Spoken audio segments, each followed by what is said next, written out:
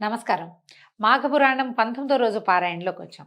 ఈ రోజున మాఘ బహుళ చవితి అంటే సంకటహర చతుర్థి చేసుకునే అలవాటు ఉన్న వాళ్ళకి ఈ రోజున గణపతి పూజ చేసుకునేందుకు ప్రత్యేకమైన రోజు.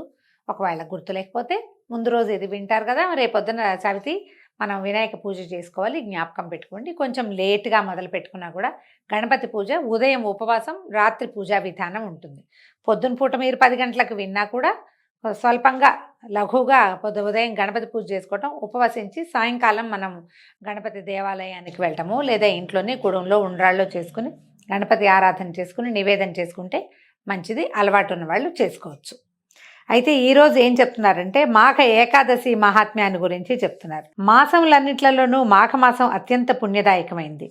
మాఘమాసంలో నదీ స్నానం విశేషమైన పుణ్య ఫలితాన్ని ఇస్తుంది. అయితే మనకు సాధారణంగా తెలుసండి, ఎప్పుడు కూడా కార్తీక స్నానాలు అని చెప్తాం. మాఘ స్నానాలు తక్కువ మందికి తెలుస్తాయి. కార్తీకం మొత్తం యావత్ భారతదేశము అంటే సౌత్ ఇండియా అంతా పాటిస్తుంది, మాఘం తక్కువ మంది పాటిస్తారు. అయితే మనం ఇది తెలుసుకున్నప్పుడు ఒకవేళ కార్తీకంలో చేయలేకపోయినా చలికాలం అవ్వడం వల్ల ఏదైనా అనారోగ్యాలు ఇబ్బంది మనం స్నానాలు చేయలేని పరిస్థితిలో ఉన్నా కూడా మాఘంలో అయినా ఇది చేయగలిగితే నదీ స్నానం చాలా ఫలితాన్ని ఇస్తుందండి. అవకాశాన్ని బట్టి చూసుకోవచ్చు. మనకు అందుకని చూడండి, కార్తీకం తర్వాత మార్గశిరం పుష్యం మధ్యలో 2 నెలలు వచ్చినాయి. 3 నెలల క్రితం చేయలేంది ఇప్పుడు చేసినా కూడా ఫలితం ఇస్తుంది. మంచి అవకాశం కదా. అయితే నది లేకపోతే ఏ నీటి తావులో అయినా స్నానం చేసి శ్రీ మహావిష్ణువుని భక్తి శ్రద్ధలతో పూజిస్తే తాము చేసిన ఘోర పాపాలన్నీ హరించుకుపోతాయి, పుణ్యం లభిస్తుంది. అయితే ఇది శ్రీమన్నారాయణుడు అనగానే విష్ణు పూజ సాలగ్రామార్చనలోకి వెళ్తాం. మాఘంలో సూర్యనారాయణ అర్చన కూడా చాలా విశేషమైన ఫలితాన్ని ఇస్తుందండి. ఇక్కడ శ్రీమన్నారాయణుడు అంటే ప్రత్యక్ష నారాయణ స్వరూపమైన సూర్యుడి గురించే చెప్తారు. ఇంటికెళ్ళి పూజా వ్యవహారము అది చేయలేకపోతాం మనం పెద్దగా. నదిలోనో ఏ చెరువులోనో స్నానం చేస్తే సూర్యోదయం అవుతుండగా చేస్తాం. ప్రత్యక్షంగా సూర్యబింబం కనపడుతుంది కదా, ఆ కనపడే సూర్యబింబానికి 3 దోసెళ్ళ నీళ్లు దోసెళ్లతోటి తీసి అర్ఘ్యప్రదానం చేయటం. పెద్ద మంత్రం కూడా అక్కర్లేదండి. ఆదిత్యాయ నమః అని చెప్పుకున్నా చాలు, అంత చిన్నది కూడా సరిపోతుంది. సూర్యుడికో నమస్కారం చేయటం, ఓ 3 దోసెళ్ల నీళ్లు అర్ఘ్యప్రదానం చేసి నమస్కారం చేసుకుంటే అది ప్రత్యక్ష నారాయణ సేవను మించిన సేవ అసలు లేనే లేదు. అంత మాత్రమైనా చేయండి అంటారు. ఒకవేళ నదీ స్నానం కుదరలేదు, ఇంట్లో స్నానం చేసినా చటుకుని ఏ మేడ మీదకో బాల్కనీలోకో వెళ్ళి సూర్యుడిని చూస్తే చాలా మంచిది. ఒక చిన్న రాగి చెంబు బుజ్జి గ్లాసులు దొరుకుతాయి, ఎంతో ఖరీదు కూడా ఉండదండి. ఒక గ్లాసు కొని అట్ట పెట్టుకుంటే ప్రతి మాఘంలోనూ చేయొచ్చు. ఒకే గ్లాస్తో ఇంటిల్లిపాది కూడా చేసుకోవచ్చు. చిన్న గ్లాసు, దాన్ని కొంచెం ఎర్రగా శుభ్రంగా తలతళ్ళాడేలాగా తోమాలి. రాగి వస్తువులు ఏంటంటే నిలవబెట్టామంటే కడిగి పెట్టినా సరే అదంతా మసాలు పడిపోయి పాతమొహంలాగా తయారవుతుంది. ఏ రోజుకి ఆ రోజుకి కొంచెం తోముకోవాలి. దాన్ని తోమి ఆ నీళ్ళని ఎర్రని పాత్రలో గనక ఇస్తే చాలా మంచిదండి. అవకాశం ఉన్నవాళ్ళు చేయండి. అయితే మాఘపురాణం వినటము, మాఘమాస వ్రతం ఆచరించటము, విష్ణు పూజలు, సంకీర్తనలు, భజనలు, దాన ధర్మాలు మొదలైనవి చేస్తే ఆ శ్రీహరి సర్వదా మనల్ని కాపాడమే కాక విష్ణులోక ప్రాప్తిని కూడా కలగజేస్తాడు. కాబట్టి సర్వులు మాఘమాస వ్రతం ఆచరించటము సర్వశ్రేయస్కరము. మాఘమాసంలో శ్రీహరిని సేవిస్తే ఇష్టకామ్యార్థ సిద్ధి కలుగుతుంది. ఆయురారోగ్య ఐశ్వర్య భోగభాగ్యాలు సిద్ధిస్తాయి. దీనివలన శ్రీహరి కృపకి పాత్రలే మోక్షప్రాప్తిని పొందగలుగుతారంటంలో ఎటువంటి అనుమానము లేదు. పూర్వం అనంతుడని ఒక బ్రాహ్మణుడు ఉండేవాడట. నేను ఎక్కడున్నాడు? యమునా నదీ తీరంలోని ఒక అగ్రహారంలో నివసించేవాడు. యమునా నదీ తీరం అంటే ఇంచుమించుగా ఢిల్లీకి దగ్గర అనుకోండి, నార్త్ ఇండియా కథ చెప్తున్నారు. ఈయన ఒక బ్రాహ్మణ ఆయన ఉండేవాడు. ఈయన పేరు అనంతుడట.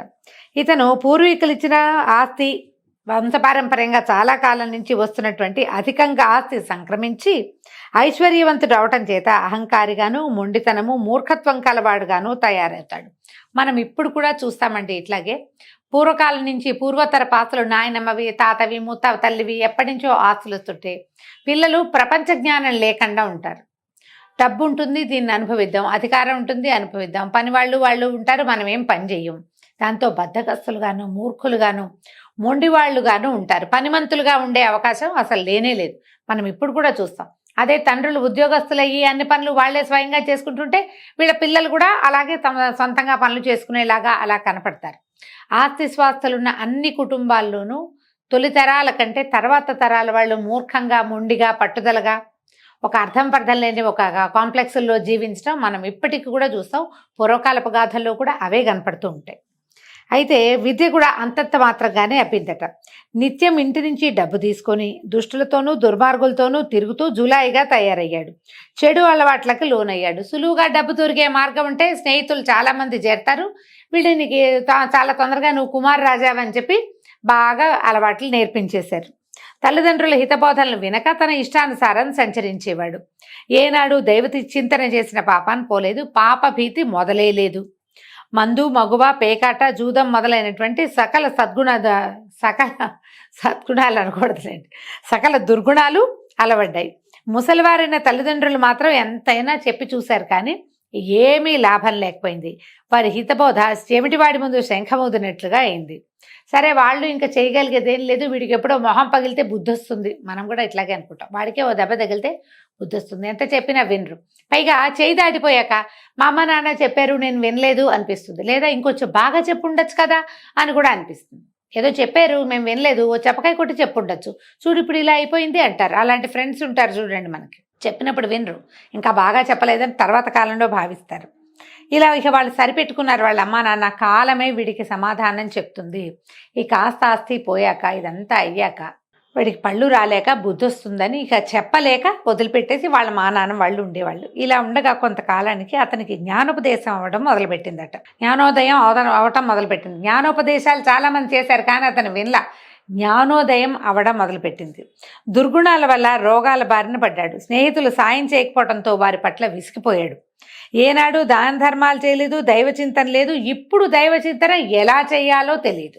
ఎవరికైనా దానం చేస్తుంటే వాళ్ళు ఎవరైనా సహాయం చేసేవాళ్ళు. ఇతను ఏం చేశాడు, స్నేహితులతో కలిసి స్నేహితుల మీద ఖర్చు పెట్టాడు.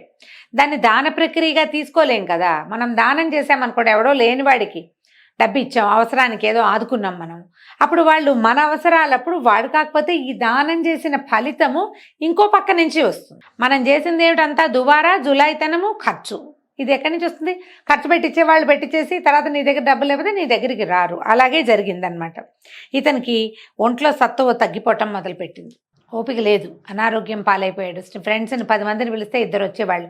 ఆ 2 కూడా కాసేపు కూర్చుని వీడు మూలుగుతుంటే వాళ్ళు చక్కగా వెళ్ళిపోయేవాళ్ళు. సొంత వాళ్ళు అయితే ఉంటారు, ఎవరుంటారు? స్నేహితులు ఉండేవాళ్ళు కొద్దిమంది ఉన్నారండి. లేదు, మిత్రులు మంచివాళ్ళు కాదని మనం అనలేకపోతాం. ఈ పురాణాల్లో చెప్పబడిన గాథల్లో ఏంటంటే డబ్బుని చూసి చేరిన వాళ్ళే స్నేహితులుగా చెప్పబడతారు, ఇట్లా వదిలేస్తారు అని.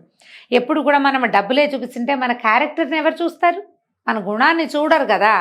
డబ్బు చూపించకుండా ఉంటే గుణం కనపడుతుందేమో. మరి ఒకనాడు అతను ఇట్లా ఆలోచించడం మొదలుపెట్టాడు. అయ్యో, తల్లిదండ్రులు పెద్దవాళ్ళు చెప్పిన మాట వినకపోతేనే ధనబలంతో మిక్కిరి గర్విష్ఠిగా మారాను, సకల దుర్గుణాల పాలిట బారిన పడ్డాను. నేనెంతటి పాపాత్ముడిని, దైవచింతన చేయలేదు, దాన ధర్మాలు చేయలేదు, భగవంతుని పట్ల సాధారణ భక్తిని కూడా చూపించలేదు. నాకు ఇంకా మోక్షం ఎట్లా వస్తుంది? ఒక్క పుణ్యకార్యమైనా చేయలేదు సరికదా. నేను పాపకార్యాలు ఎన్నో చేశాను.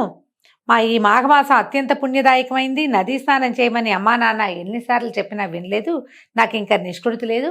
రేపు పొద్దు నుంచి నదీ స్నానం చేద్దామని డిసైడ్ అయ్యాడట. మనకి చాలా సమస్యలు చుట్టుముట్టినప్పుడు అప్పుడు దైవం వైపుకి తిరుగుతాం. ఎక్కడా మనకి సమాధానం దొరకకపోతే మనం దైవం వైపుకి తిరుగుతాం. ఒకవేళ మనం తిరగలేదనుకోండి, ఏదో ఒక ప్రచోదనం వస్తుంది ఆ సమయానికి. ఎవరో ఒకళ్ళు, ఫ్రెండ్సో, చుట్టుపక్కల వాళ్ళు, దారిపోయే వాళ్ళు ఎవరో ఒకళ్ళు మనని దైవం వైపుకి తిప్పుతారు. మీరు చూడండి, అన్ని రకాల వ్రత కథల్లోనూ ప్రయాణ సమయంలో ఎవరో పూజ చేసుకుంటూ ఉండగా చూసి ఆ పూజను మొదలుపెట్టిన గాథలు వింటాం మనం. సత్యనారాయణ వ్రత గాథలు అంతే, అనంత వ్రత గాథ అంతే, చాలా రకాల పుణ్యవ్రతాల గాథలన్నీ కూడా ఎవరో అది ఆచరిస్తుంటే చూసి వారిని చూసి ప్రచోదనం పొంది మనం కూడా చేయాలనుకోవటం, అలాంటివే కనపడతాయి. ఇతనికి తనంతట తనకే తట్టింది. ఇది మాఘమాసము, రేపటి నుంచి నదీ స్నానం చేస్తే నాకు అనారోగ్యం తగ్గుతుంది, ఏమైనా ఈ డబ్బు సమస్యలు, వచ్చిన ప్రాబ్లమ్స్ తీరతాయేమోనని భావించాడు. అయితే ఏమైంది, రేపటి నుంచి నదీ స్నానం చేసి దాన ధర్మాలు చేసి శ్రీ మహావిష్ణువుకి పూజలు, భజనలు, సంకీర్తనలు చేయించాలి. మాఘమాస వ్రతం ఆచరించాలి, లేకపోతే నాకు ఏ నికృష్టపు చావు వస్తుందోనని ఆలోచించుకుంటూ నిద్రాదేవి ఒడిలోకి జారుకున్నాడట. ఆనాటి రాత్రి కొంతమంది దొంగలు అతని ఇంట్లో పడి సర్వము దోచుకుపోయారు. అయితే అలికిడికి మెలకు వచ్చి ఇతను ఏం చేశాడు, దొంగలు దొంగలు నరుస్తూ వాళ్ళ వెనకాల పడ్డాడట. అట్లా తరుముతూ నది మీద ఒక వంతెన కట్టుంటే ఆ వంతెన మీదకి ఆ దొంగలు ఎక్కారు. ఇతను కూడా వాళ్ళ వెనకాల పరిగెత్తాడు. ఈ పెనుగులాటలు పరిగెత్తడంలో ఒక దొంగ అతను కాలు మడతపడి కింద పడిపోయి ఈ మన అనంతుడికి చిక్కేసరికల్లా ఇతను అతన్ని పట్టుకున్నాడు గట్టిగా. ఇద్దరు పెనుగులాడుతూ ఉంటే ఏమైంది, వెనక నుంచి ఇంకో దొంగ పరిగెత్తుకుంటూ వచ్చి ఈ అనంతుడు నెత్తి మీద ఒక గట్టిగా కొట్టాడు. ఈ అనంతుడు ఆ దొంగతో సహా నదిలో పడిపోయాడట. నదిలో పడ్డా కూడా ఈ పట్టుకున్న వాడిని వదల్లా, కానీ ఈ తలకి దెబ్బ తగిలింది. అది మెల్లిగా తడికి నీళ్ళలో పడేసరికల్లా నదిలో పడేసరికి ఆ తల నానిపోయి నెత్తురు విపరీతంగా స్రవించిపోయి మెల్లిగా ఈ పెనుగులాటలోనే అతని ప్రాణం కాస్త పోయింది. కాకపోతే తెల్లవారుజామున సూర్యోదయం ఇంకొక అరగంటలో అవుతుందనగా మాఘమాసం నదీ స్నానం చేయటం వల్ల ఇతనితో పాటు ఆ దొంగ కూడా నీళ్లలో మునిగి మరణించాడు. స్నానం చేయటం అతను మరణించాడు. ఈ స్నానము దీని తర్వాత మరణం సంభవించడంతో నదిలో పడిన అనంతుడు నీట మునగటం వల్ల నదీ స్నాన ఫలితం దక్కింది. ఈ నదీ స్నానాల్లో ఒక విశేషం చెప్తారండి. నది ఒడ్డును కూర్చుని 2 మగ్గులు తీసి నెత్తి మీద పోసుకుంటే కాదు, నదిలో దిగి కంఠస్నానం లేదా నడుం దాకానే కట్టి స్నానం చేస్తారు కొంతమంది. మునగడానికి భయపడతారు, వాళ్ళకి పూర్తి ఫలితం లభించదటండి. చాలా ఖచ్చితంగా చెప్తారు. నదిలో ముక్కు మూసుకుని మునగాలట. ముక్కు మూసుకుని మునగలం కష్టం కదా, చాలా కష్టం. మాకు స్విమ్మింగ్ రాదండి అలాంటి భావి చెప్తాం. చాలామంది గొంతు కూర్చుంటారు, నెల్లిగా కింద కూర్చుని ఏదో ఒక సహాయంతో మునగడానికి ట్రై చేస్తారు. 3 సార్లు ముమ్మారు మునక వేయటం అనేది చెప్తారండి తప్పకుండా. దానికి ఏం లేదు, బాగా 5-6 సార్లు శ్వాస తీసుకుని వదిలిపెట్టడం. స్విమ్మింగ్ ప్రాక్టీస్ లాంటి, స్విమ్మింగ్కి వెళ్ళే ముందు ఎలా నేర్పిస్తారో అంతే, బాగా గాలి తీసుకోవటం వదిలిపెట్టడం. 5-6 సార్లు చేసామనుకోండి కొంచెం మనకి ఆ లంగ్స్కి అది అలవాటు అవుతుంది. ఈసారి గాలి తీసుకొని లోపలికి టక్కని ముక్కు మూసుకొని మునిగిపోవాలి. మునిగేస్తాం ఈజీగానే, లోపల గాలి ఉంటుంది కాబట్టి మనకేం భయం ఉండదు. అలా కాకుండా మామూలుగా మునగడానికి ట్రై చేస్తే నీళ్లు మనని తోసేస్తాయి, మన ప్రాణం కూడా ప్రాణాల పైన పోయి బయటకు వచ్చేస్తాం. ఇతను నదిలో మునిగాడు అన్న దొంగతోటి కలిసి. దానివల్ల ఇతనికి నదీ స్నాన ఫలితం దక్కిందట. అతని పాపాలన్నీ పటాపంచలైపోయాయి. మాఘమాస ఫలితాన్ని పూర్తిగా అనుభవించి పుణ్యాత్ముడైపోయాడు. విష్ణుదూతలు అతన్ని వైకుంఠ ప్రాప్తిని కలగజేశారు, అక్కడ తీసుకుపోయారనమాట పైకి. ఇతనితో పాటు నీటిలో మునిగినటువంటి దొంగ కూడా మోక్ష ప్రాప్తి లభించింది. మాఘమాస నదీ స్నానం అలాంటి ఫలితాన్ని ఇస్తుంది. సమస్తమైన పాపాలు పోతాయి అంటే ఈయనకు పోయినాయి, మనకు కూడా వైకుంఠం వస్తుందంటే అట్లా రాదు. ఈయన ఏం చేశాడు, మునగ్గానే చచ్చిపోయాడు. మునిగి స్నానం చేసి మాఘమాస స్నానం చేసామని అనుకుని తెల్లారు మళ్ళీ మన పనులు మనం మొదలెట్టామనుకోండి, ఆ ఫలితంగా మన అకౌంట్లో పడుతుంది. మనం కొత్తగా చేసే కర్మలు ఉంటాయి కదా, పాపకర్మలు, వాటి అకౌంట్ మళ్ళీ స్టార్ట్ అవుతూ ఉంటుంది. ఇతను మరణించాడు కాబట్టే ఇతనికి ఆ అవకాశం లభించిందట. దీంతో నదీ స్నాన మహాత్మ్యాన్ని గురించి చెప్తూ 19వ అధ్యాయాన్ని పూర్తి చేశారు. రేపు ఉదయం మళ్ళీ 20 రోజు పారాయణలో కలుసుకుందాం. నమస్కారం.